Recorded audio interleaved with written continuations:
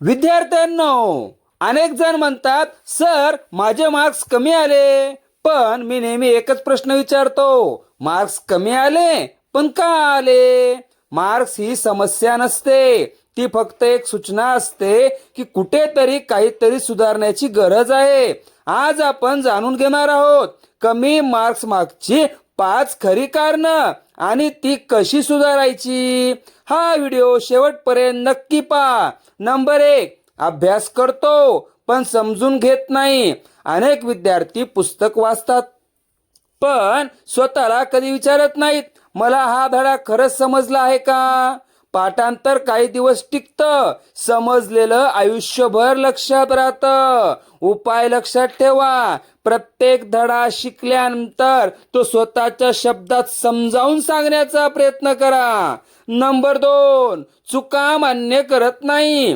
टेस्टमध्ये कमी मार्क्स आले आणि वही बंद, ही सर्वात मोठी चूक आहे. कुठे चुकलं, का चुकलं ते शोधलं तरच पुढच्या वेळी सुधारणा होते. उपाय लक्षात ठेवा, प्रत्येक टेस्ट नंतर माझ्या 5 चुका अशी एक यादी तयार करा.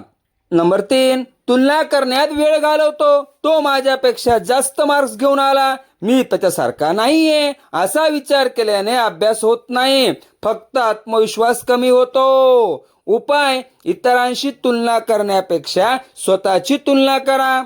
नंबर 4, फक्त मार्क्ससाठी अभ्यास करतो. जर उद्देश फक्त गुण असेल तर अभ्यासाचं ओझं वाटतं, पण ज्ञान मिळवण्यासाठी अभ्यास केला तर गुण आपोआप वाढतात. उपाय, प्रत्येक धड्यात आज मी नवीन काय शिकलो हा प्रश्न स्वतःला विचारा. नंबर 5, हार लवकर मानतो.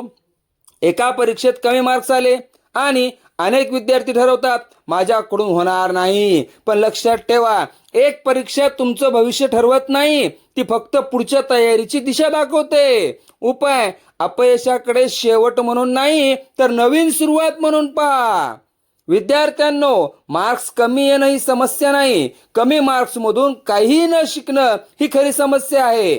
आजपासून प्रत्येक चूक तुमचा शिक्षक बनवा. तुमच्या मेहनतीवर विश्वास ठेवा, यश नक्की तुमच्याकडे येईल.